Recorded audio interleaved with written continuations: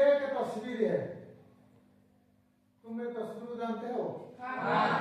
अच्छा, ये जो तस्वीर,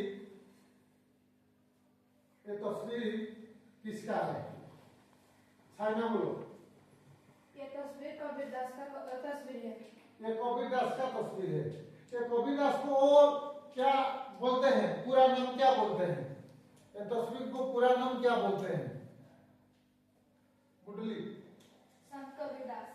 संत कबीरदास। अच्छा,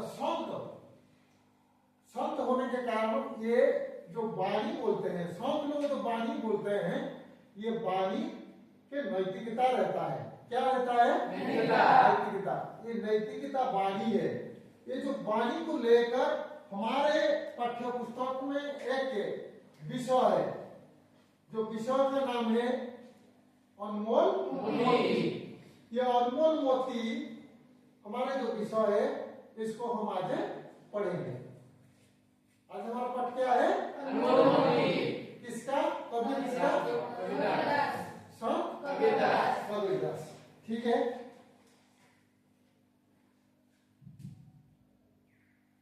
ये तस्वीर है, ये संत कबीरदास है। अच्छा, कबीरदास का हम पहले देखेंगे, बैठो। कबीरदास का हम पहले देखेंगे, ये कवि का परिचय हम देखेंगे। क्या देखेंगे? संत कबीरदास जी का जन्म सन 1398 ईस्वी में काशी के एक हिंदू परिवार में हुआ था। किस परिवार में हुआ था? हिंदू परिवार में हुआ था। पर उनका पालन पोषण नीरू और नीमा नामक मुसलमान जुलाहा दंपति ने किया। जुलाहा किसको बोलते हैं? देखो, ये तस्वीर में है। जुलाहा क्या है? जो बुनते हैं, काम करते हैं, नहीं? दंपति है। इसलिए कबीरदास को हिंदू और मुसलमान दोनों के गुण मिले हैं। हिंदू होने हैं भी दोनों गुण है। क्या दोनों गुण है? हिंदू का है और मुसलमान का भी है। तो कबीर को किसी विद्यालय में पढ़ने को सुजोग नहीं मिला, किसी विद्यालय में सुजोग नहीं मिला, लेकिन ये बड़े तेज और बुद्धि वाले बालक थे, बहुत बुद्धिमान बालक थे। कैसे बालक थे? बहुत बुद्धिमान बालक थे। ये जुलाहा का काम करते थे और दुनिया को देखकर उन्होंने बहुत कुछ सीख लिया। दुनिया में बहुत कुछ सीख लिया है। समाज व्याप्त बुराई को देख उन्हें बहुत दुख हुआ। समाज में जो बुराई है, वो बुराई को देखे उन्हें बहुत दुख हुआ। किसको दुख हुआ? कबीरदास को दुख हुआ। लोगों को अच्छी बात सीखने के लिए वे कमर कसकर खड़े हो गए।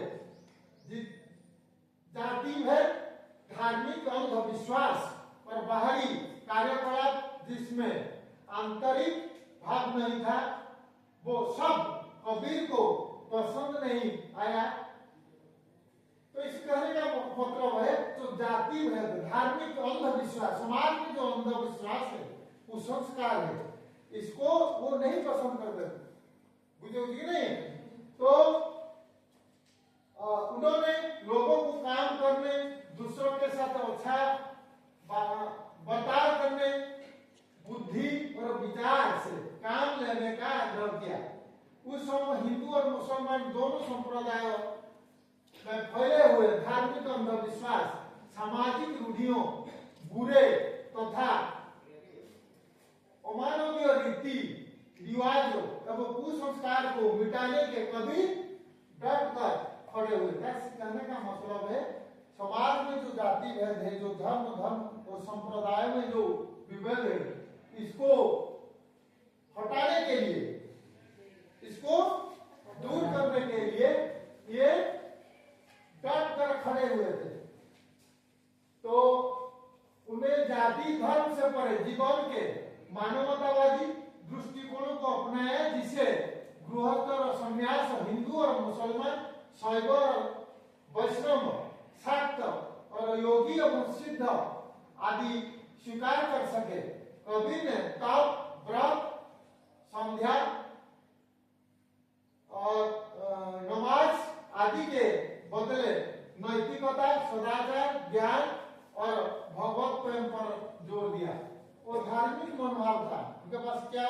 भावना है धारणा। ये जो हमारा विषय में क्या साखी शब्द है, क्या है साखी शब्द का अपभ्रंश रूप है। ये शब्द ज्ञान और अनुभूति का प्रतीक है। साखी का क्या अर्थ है?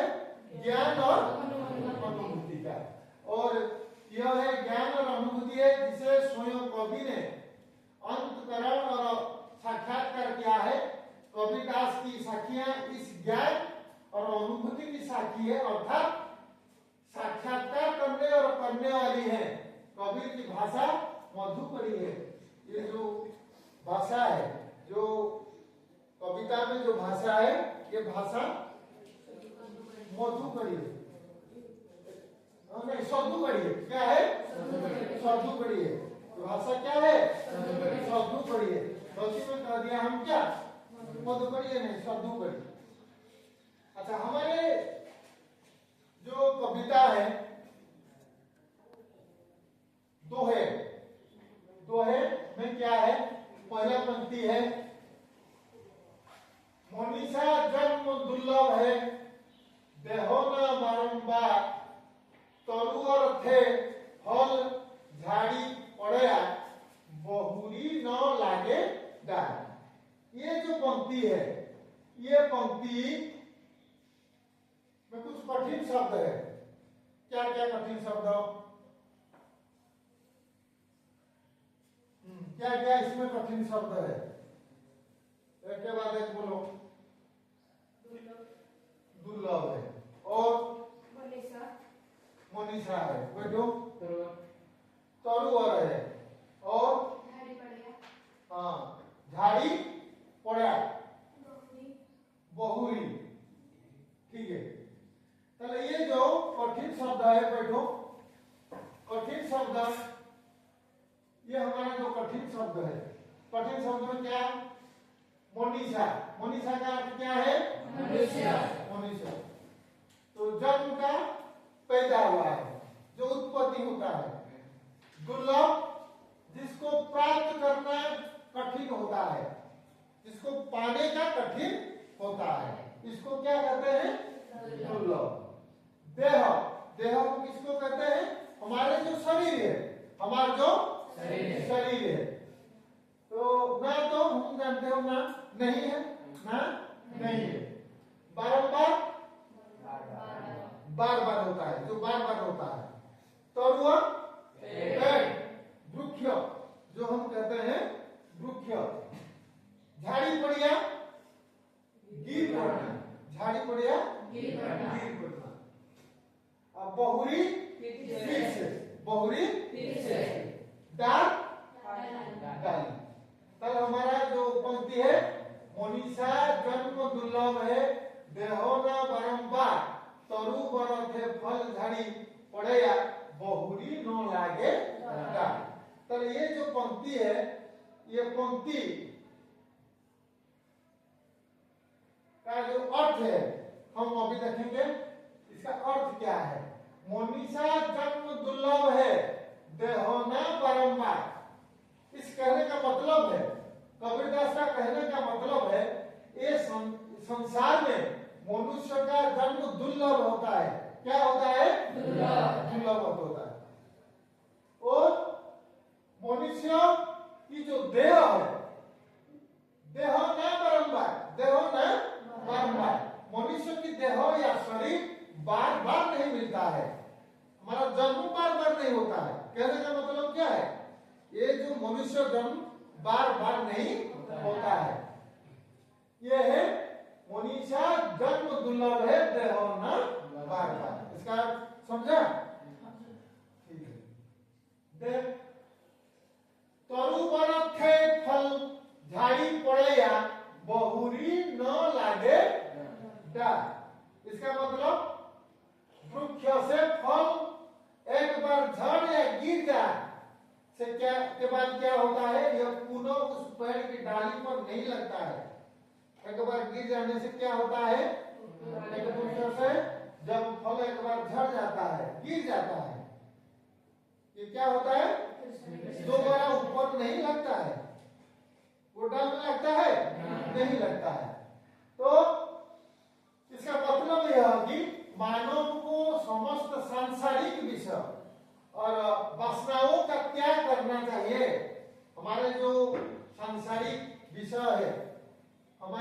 सांसारिक वासना को हमें त्याग करना चाहिए।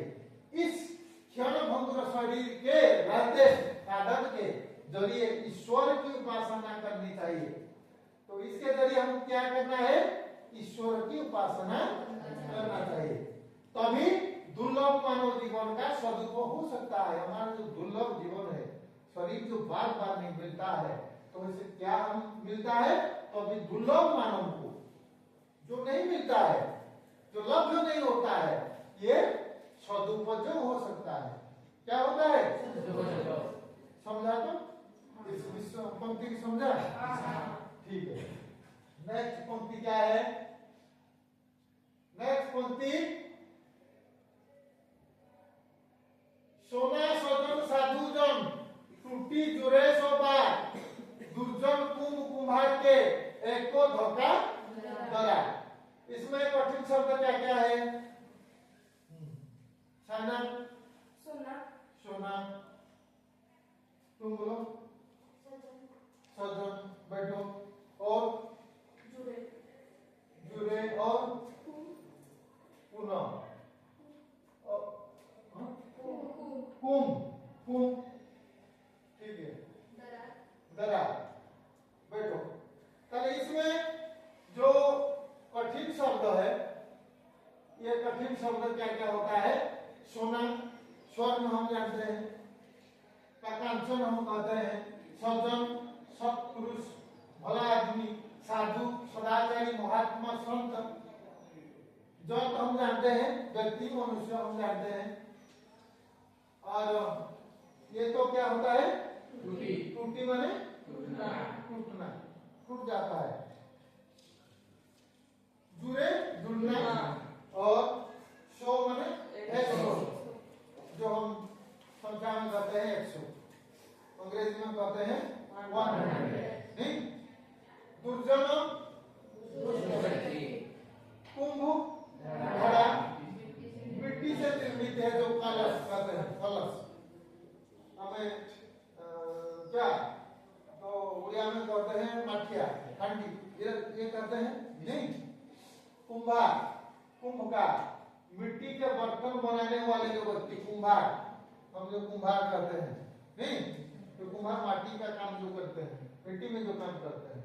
एक माने एक, धक्का माने धक्का, दरार माने काटना, मतभेद, दरार होता है, मतभेद भी होता है, जो दूसरा अर्थ है। ठीक है। तो इसी जो पंक्ति है, इस पंक्ति का अर्थ हम अब देखेंगे। इसका अर्थ क्या है? सोना सज्जन साधु जन टूटी जुरे सो बार, सज्जन और साधु जन, ये जो व्यक्ति सोने जैसे होते हैं, सोने जैसे होते हैं, सोने, हम सोना देखते हैं, जो नारियों का जो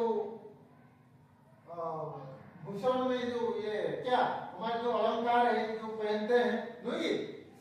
तो ये सोना जैसे होते हैं। सज्जन को, जो साधु जन, सज्जन, ये सोने जैसे होते हैं, जो टूटने के बाद भी 100 बार टूट जाते हैं। जो सोना का धर्म क्या होता है? जितने बार टूटता है उस बार भी जोड़ सकता है, जोड़ते ही, जितने बार टूट जाता है उसको जोड़ते हैं। जबकि दुर्जन या बुरे व्यक्ति कुम्हार के घड़े जैसे होते हैं, जो एक धक्के या झटके से टूट जाते हैं। इसका मतलब क्या है? इसका मतलब यह है कि सज्जन लोग सर्वदा मित्रता बनाए रखते हैं। जो सज्जन आदमी है, जो साधु आदमी है, इसका नेचर क्या होता है? हमेशा मित्रता बनता है। दुर्जन लोग का ये होता नहीं,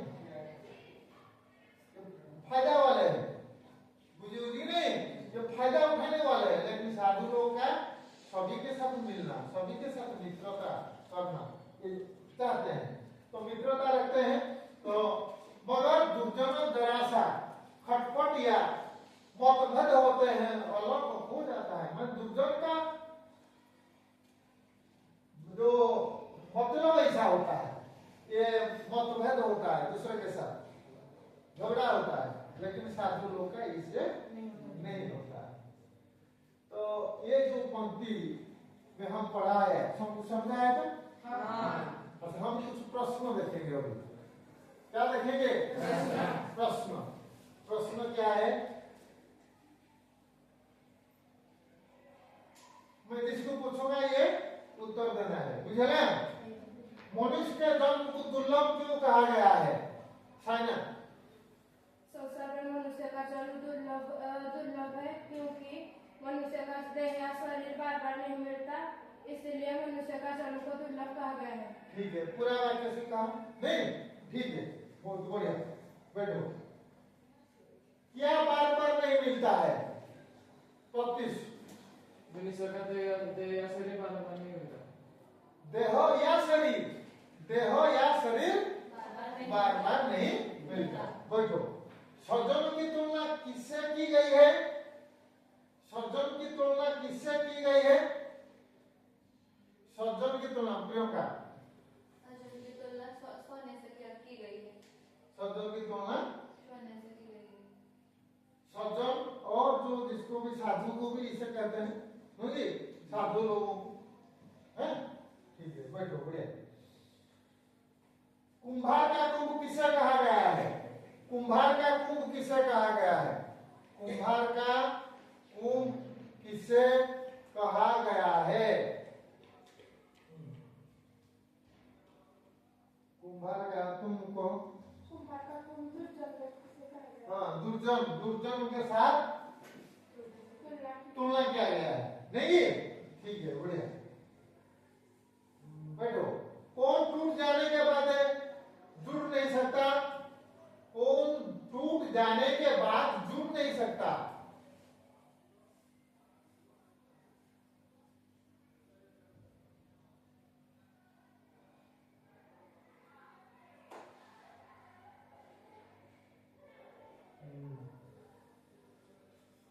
आयुष।